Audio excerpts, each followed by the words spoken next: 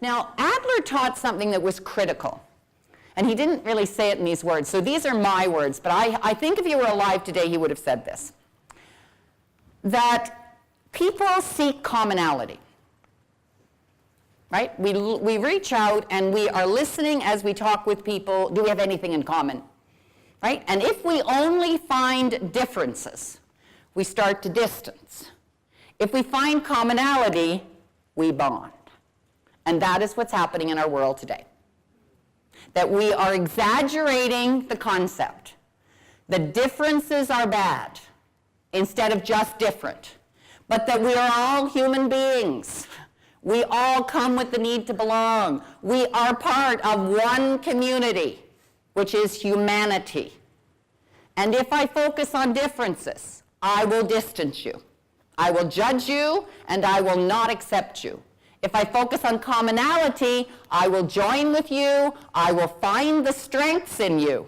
I will not find the weaknesses in you. I will find the strengths in you. So belonging is about, and Adler was an incredible social scientist, and he also believed that differences were the richness of the world. That if we were all the same, and we all felt the same, and we didn't recognize that often we need to understand the differences as well as the commonality, that we would not build a community. And that's exactly what we're doing across the world. We're not building communities, we're challenging communities. And so we, the helpers, we, the counselors, we, the social workers, psychologists, doctors, we have to be those people that build commonality, that find commonality, because until you find commonality with a client, you are less effective as a therapist. If I believe we have nothing in common, I am at a psychological difference from you. How am I going to influence you if I'm focusing on what I don't have in common with you versus what I do have in common with you? Because human beings have more in common than they ever have differences.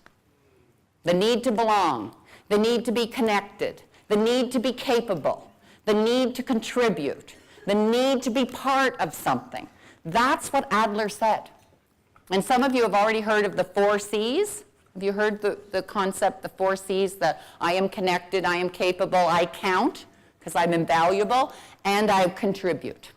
And I have the courage to do my life. I have the courage to do my life. And many of the people that we judge as different have a much more difficult life than any of us. Right? Many of those people.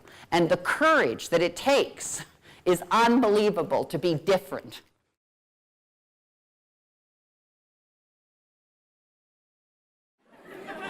Now, you remember, you are the bearers of hope for clients. If clients do not look into my face and see I believe in them, I believe there's something different that can happen here, even if it's a baby step. People change in baby steps. They do not change in leaps until they are given 3 months to live. Then if you say, here are 3 things you will be doing, or you will not be here, everybody changes like that, right? Tell them they've got 6 years. They'll say, I will get to that. You see what I mean? So change is not something we all welcome. In fact, you encourage people to change, and often you don't want to change.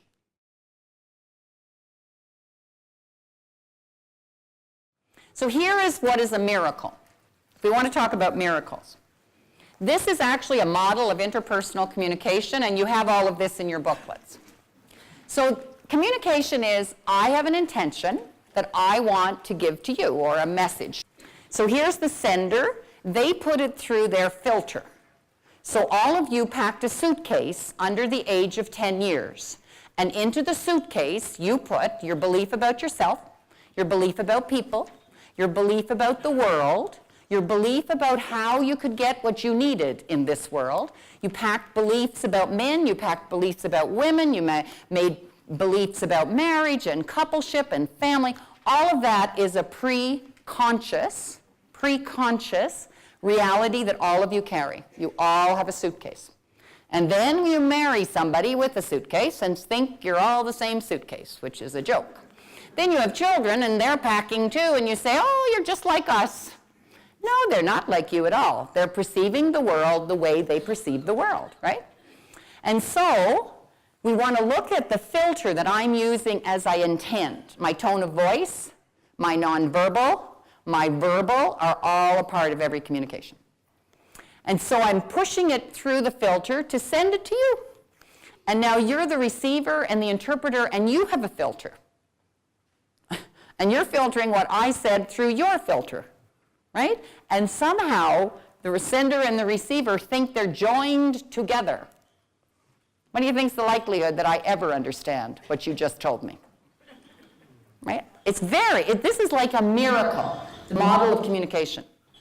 And we act as if whatever I said you heard, and whatever I interpreted and needed you to interpret, right? Because I said something actually in the demo and it was wrong. Right? I said, I don't know, I put out a question. And the response was not, right, that I got it, which is a very important piece. When they tell you, no, that's not really how I feel, do not feel badly, feel grateful. That means the relationship with the client is safe enough for them to say, no, that is not where I'm coming from, or no. But often they say yes when they say no. And that's why you need to be really experts at nonverbal communication.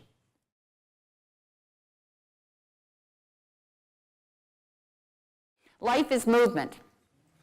Sometimes it's slow, gradual, but always, Adler said, do not always pay attention to the words, watch where the feet are pointed.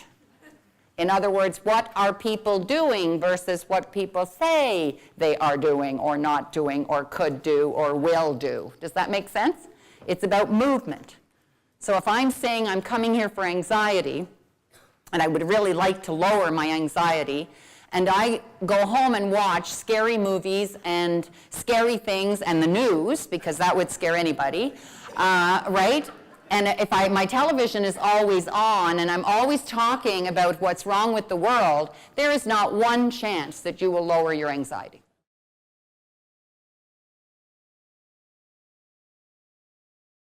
This is a very important quote. Rudolf Dreikurs, who was a colleague of Adler in Vienna, fear is a misjudgment, doubting our ability that we can handle a situation. And isn't that true? Don't people come to us already saying, I'm not comfortable with this. I'm uneasy about this. I'm feeling really concerned that I don't know what I'm doing. There's a fear. There's an anxiety already there. And our job first is to reduce that. Nobody can change in fear.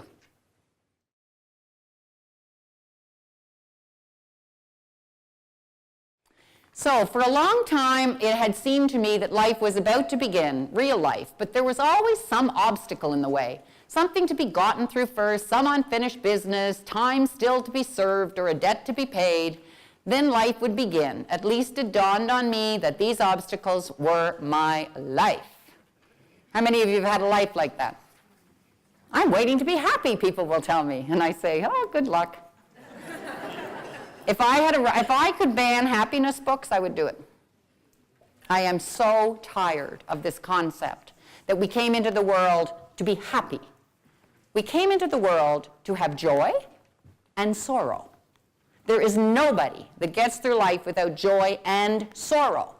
And to hate the sorrow, which also forces us to grow often, right? A lot of the sorrow that comes into our lives teaches us, helps us figure out new strategies, helps us overcome whatever we need to overcome.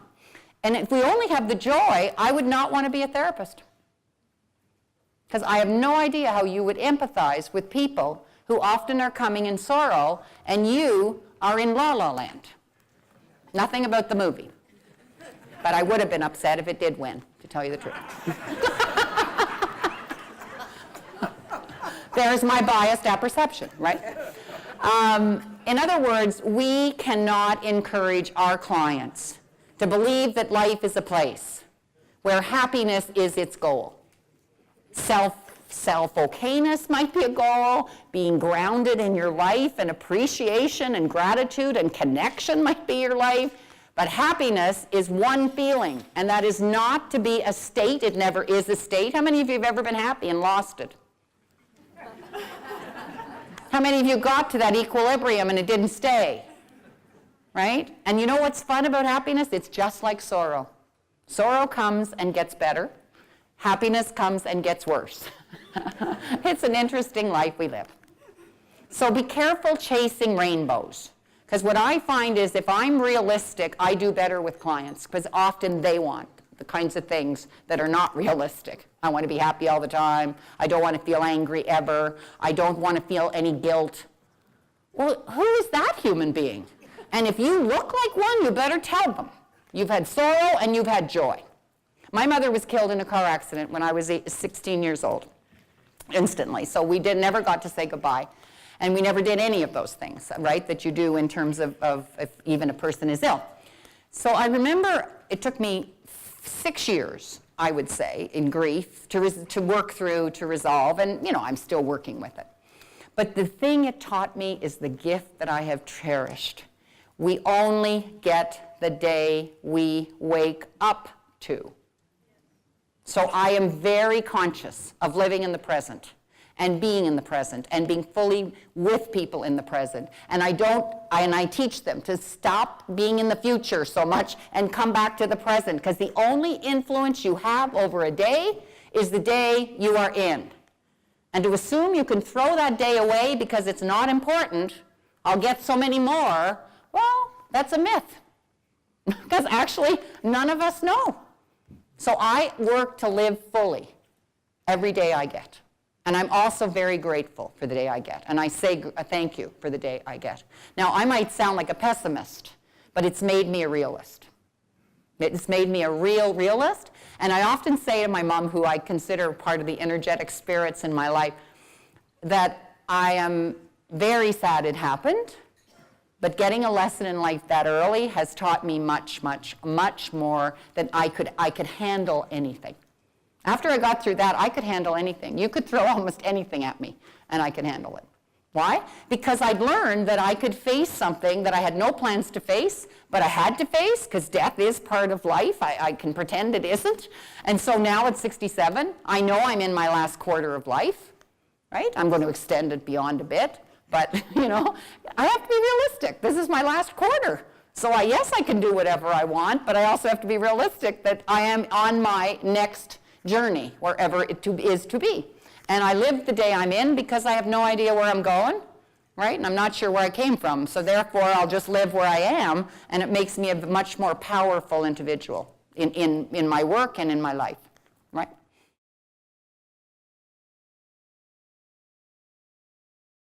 One of the techniques I use with all people is we create a cheerleading circle, so it looks like this.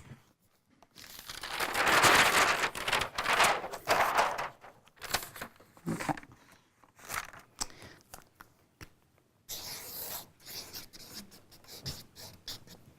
So the person is in the middle of the circle. Now, as a therapist, don't put arms the way I'm going to, because I'll tell you why. So I now will help that person find as many cheerleaders who are people who they feel are positive, believe in them, might say something good about them. And we start building a cheerleading circle so that every time they're feeling discouraged, feeling frightened, feeling overrun, overwhelmed, they go back and ask, what would the cheerleaders say to me at this moment?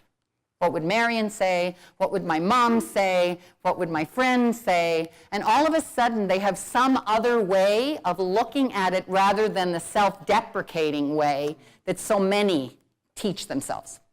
We have been so wrong in teaching children to judge themselves and to tell them that there's only certain things that are okay, not other things. In many circumstances, a lot of what we say isn't okay becomes okay. Do you see what I mean? Depending upon the social embeddedness situation you're in.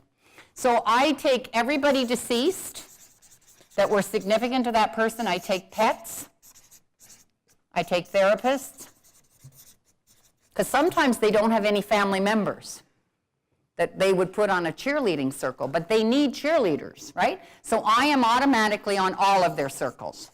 So I say, well, we're going to start with me. I'm on your circle. You can take me off anytime, but I'm putting myself on.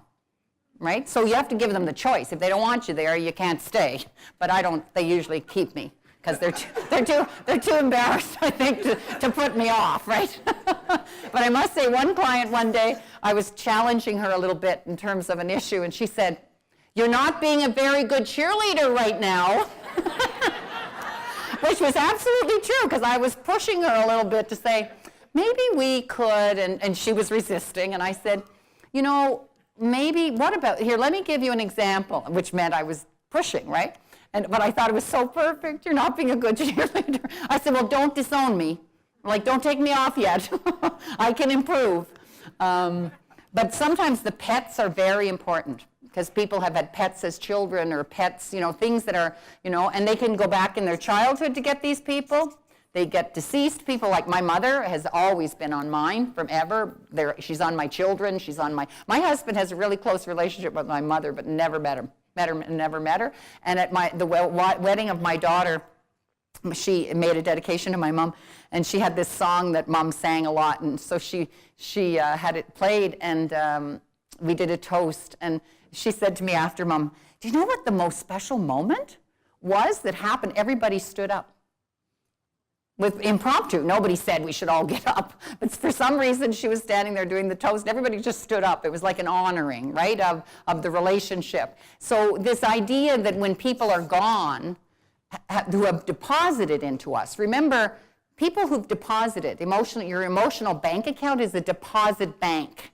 So our job is to keep depositing in emotional, psychological banks for people so that they have something to draw on. So I discuss with my clients all the time that they have a bank account, and we have to deposit, and they're withdrawing, and then we have to look at how much withdrawal and how much, you know, infusion, so that we keep them feeling they can do something about it. So we create a cheerleading circle, and people keep this with them. They travel with it, they have it in their purses, and they say, I can never get your voice out of my head. And I say, I'm really sorry. They say, I know, I am too sometimes, right? Because they have to go back and find something, right, that they'll feel okay about that day. But this has been powerful, I think, and it's very much an encouragement tool. Adler talked about encouraging, the courage to be positive, the courage to embrace people and see their strengths. He talked about this stuff in the early 1900s when other people were saying, well, who are you? And where do you come from? And you know what he was smart enough to do? He went to families. So he opened 52 child guidance centers in the whole of Vienna, and he did demonstrations of parenting. And hundreds of people would come into an auditorium, and he would teach them that all life problems are similar problems. Isn't that cool? Because it's very true. All human problems are similar problems. They are not different problems. We all have the need to belong, to be connected, to feel we're important and count, to make a contribution. That's the reality of every human being. So if we know we're the same, it makes it easier, right, to do some of the things that we have to balance ourselves to do for the bank account. So I don't know how many people would be in your cheerleading circle, but I never put arms on, because I'm worried if I put them on and they think they have to fill them out, but the most they can do are 2. Do you see what I mean? It's discouragement. So I just wait till they tell me, and then I put the line on, and then I put the name on. Do you see what I mean? Because if you put them on, then they think they have to live up to the expectation of 7 significant people when they might only have 1 or 2. And teenagers are interesting because they're so self-critical that it's very hard for them. They'll say, yeah, she's kind of a friend, but not a real friend. Or, yeah, she's kind of nice sometimes, but then she's ugly. I say, well, could we put her on half-time and only think of her in her good state? Or, you know, we use humor a lot to kind of trying to lighten this up so that they don't feel that they're not successful. Your job when you work with clients is to have them successful.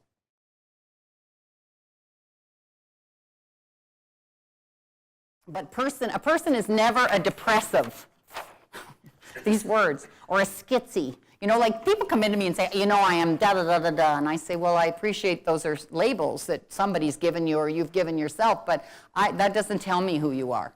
I want to know more about blah, blah, blah. And they say, yes, but you know my depression. And I say, I do know about depression, but I also need to know, like, why now? A very important question at Adlerian is, why are they coming now? Why did they decide to make this difference now? Like, what's the now about in their work? And therefore, you know that something has changed, something triggered them to come, right, or to do, and what's that circumstance? Because you need to know what's bringing them. Like, when was the first time you thought of coming to therapy? And some people say to me, 11 years ago. I say, well, you are an amazingly courageous human being. If you have thought for 11 years of coming and now you've arrived, you have put a lot of work in already, right? And it takes tremendous courage to come here. It takes tremendous courage to talk about ourselves and admit that we're struggling, because the world teaches us in ads on television that we're all supposed to be okay, right? No ads have people, and if they do, they just have drugs right beside it. You see what I mean? So they'll tell you, you have this, but here's the drug that'll cure it, and you'll be happy by tomorrow. Like, that, to me, is just crazy making. But that's what they see. So I wouldn't want to go to therapy either if I felt I had all that stuff, right? All those labels, all I mean, I feel like I'm already a loss. So here I am coming in to see if you're going to tell me I'm a loss. Doesn't that make sense? Yeah, is this what you feel when you see your clients, that they're coming in and they have a lot of courage to come through the door? And some of them have been mandated, which takes even more courage, right, to come into therapy if you've been pushed into it, because you didn't even have a choice. Right?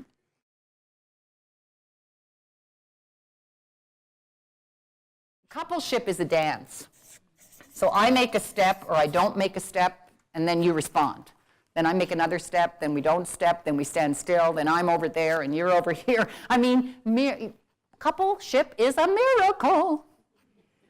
You know, people say, how did you sustain 47 years? I said, I don't have a clue, actually, because, you know, it's been wonderful, it's been challenging, it's been knowledge-seeking, it's been, you know, and I mean, we're opposites, like every other couple seem to find the opposite and then say, what's wrong with you? You could be more like me, right? And so it's always fun. And why I do couple work is I laugh a lot with couples, just because they say, that is ridiculous, isn't it? And I say, I don't know. I mean, that's your dance. Oh, they say, this is a terrible dance. Because I use the metaphor of dancing. I think that's what we're all doing. Communication is dancing. Marriage is dancing. Parent-child is dancing. We're always dancing. You just have to watch where your feet are, right? Like, are you stepping on somebody's feet, right? Are you standing like this and hardly able to balance? Are you like this and I don't want to move, right? I mean, what's the movement? Because that's what Adler said. We need to watch where the feet are pointed. So I think when you think about marriage, it is kind of a dance.